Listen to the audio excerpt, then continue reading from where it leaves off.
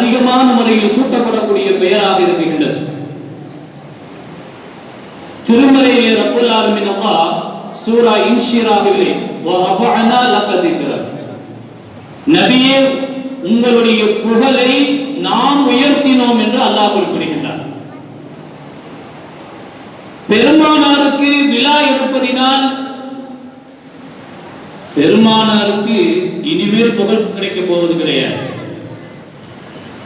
அதன் பரக்கத்தினால் நாம் உயர்வை அடைகின்றோம். நம்முடைய வாழ்வில் பரக்கத்துக்கள் ஏற்படுவதற்கு காரணமாக அமையும் என்பதுதான் தொன்று தொட்டு நம்முடைய ஜமாத்து சபை வருடம் தோறும் மிக சிறப்பான முறையில் மீலாதனுடைய ஒரு மாநாட்டையே ஒன்று திரட்டி நடத்தக்கூடிய ஒரு அளவலான ஒரு காட்சிகள், பள்ளி எல்லாம் நிறைந்து ஆங்காங்கே பெருமானாருடைய முகப்பத்தை பெறுவதற்கு நாம் எல்லாம் வந்திருக்கின்றோம். அல்லாஹ் அந்த முகப்பத்தை அதிகப்படுத்துவானாக. பெருமானார் ரசூலுல்லாஹி கரீம் ஸல்லல்லாஹு அலைஹி வஸல்லம் அவர்கள் பிறந்திருப்பதை எண்ணி நாம் சந்தோஷப்படணும். அவர்கள் பிறந்ததை எண்ணி சந்தோஷப்படுவது உம்மத்தாக இருக்கக்கூடிய நம்மவர்களுக்கு கிடைத்த பெரும் பாக்கியம். அபூ லஹப் பெருமானாருடைய தந்தை அப்துல்லாவுக்கு சகோதரர். நபிகள் கோமான் ஸல்லல்லாஹு அலைஹி வஸல்லம் அவர்கள் பிறந்திருக்கின்றார்கள். அபூ லஹபுடைய பணிப்பெண் சுஹைஃபா அவர்கள் அபுஷீரியா அபா லஹப், அபூ லஹபே உங்களுக்கு சுபசோபனம் உண்டாகட்டுமாக.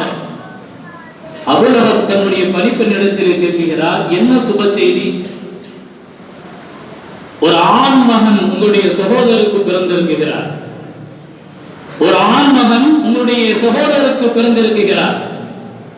மிக அழகிய தோற்றத்தை தோற்றமுடையவர், வசீகரமான தோற்றம், பார்ப்பதற்கு திகட்டாத தோற்றத்தை பெற்றிருக்கக்கூடிய ஒரு ஆண் மகனை உங்களுடைய சகோதரர் அப்துல்லா பெற்றெடுக்கிறார் என்ற செய்தியை சுஹைபா அவர்கள் அபூ லஹபிடத்திலே தெரியப்படுத்துகிறார். அபூ லஹப் உடனே தன்னுடைய ஆள்காட்டியவர்களை சுட்டிக்காட்டி, இந்த நற்செய்தியை நீ கூறியதின் காரணமாக அடிமையிலிருந்து நீ உரிமை பெறுகிறாய், இன்றிலிருந்து உன்னை நான் சுதந்திரம் உனக்கு கொடுக்குகிறேன் என்று அபூ லஹப் அவர்கள் பெருமானார் பிறந்த சந்தோஷத்தின் காரணமாக தன்னிடத்தில் அடிமையாக இருந்தவரை உரிமை விட்டார்கள் என்று வரலாறு.